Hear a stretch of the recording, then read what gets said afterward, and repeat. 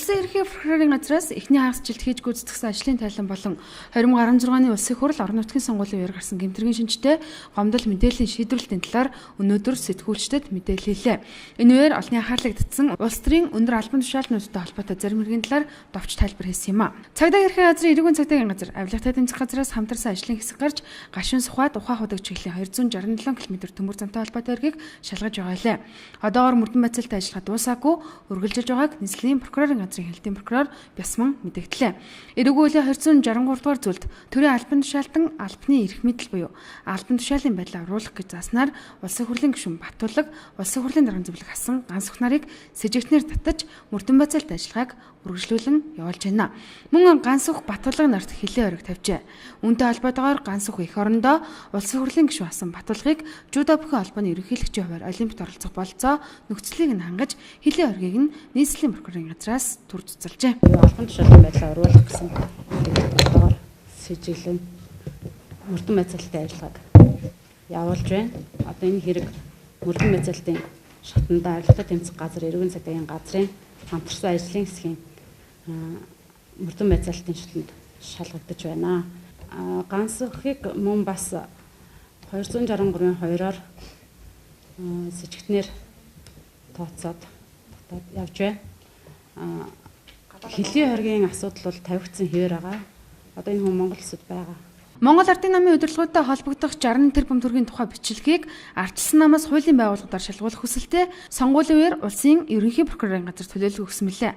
Ардчилсан намын удирдлагуудын дээрх хүсэлтийн дагуу авилгатай тэмцэх газар Монгол Ардын намын даргын их болд нийслэлийн Монгол Ардын намын дарга Сандуу Зөвлөх Ганбаатар нарын хооронд ярьсан төрийн албыг худалдаж ашиг болгон үнэлэх зөвхөн нийслэлж 60 тэрбум төгрөг босгох тухай усны яриа бичлэгийг шалгуулахаар шүүхийн шинжилгээний үндэсний үргэлжинд ханджээ.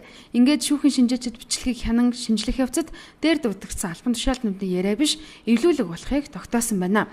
Иймээс авилгатай тэмцэх газар шинжээчдийн дүгнэлтэнд үндэслэн Монгол Ардын намын удирдлагуудтай холбогдох 60 тэрбум төгрөгийн тухай бичлэгт эрүүг эрэг үүсгэхээс татгалзжээ. Авилгатай тэмцэх газар уг асуудлыг хянах үедээ шүүх шинжилгээний үндэсний түрээлэнд зохиох мэрэгчлэнийг шинжээчээ томилж уг бичлэгийн асуудлаар дахин дүгнэлт гаргуулсан байна. За уг дүгнэлтээр бичлэг нь өөрөө эвлүүлэг байна гэж нэгдүгээр гарсан.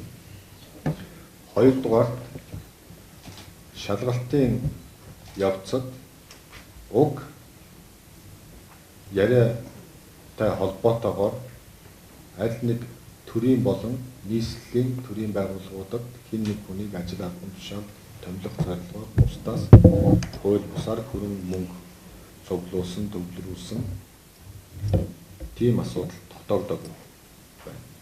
Ийм учраас уг асуудалд эрүүг үүсгэхээс татгалзаа гэж танилцуулсан.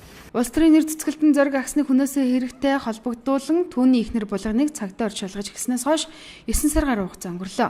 Булганд холбогдох хэргийн мөрдөн байцаалтай ажиллагаа үргэлжилсэн яваагааг өнөөдөр улсын ерхий прокурорын цэцлэх хэлтсийн дарга амрагт мэдээллээ.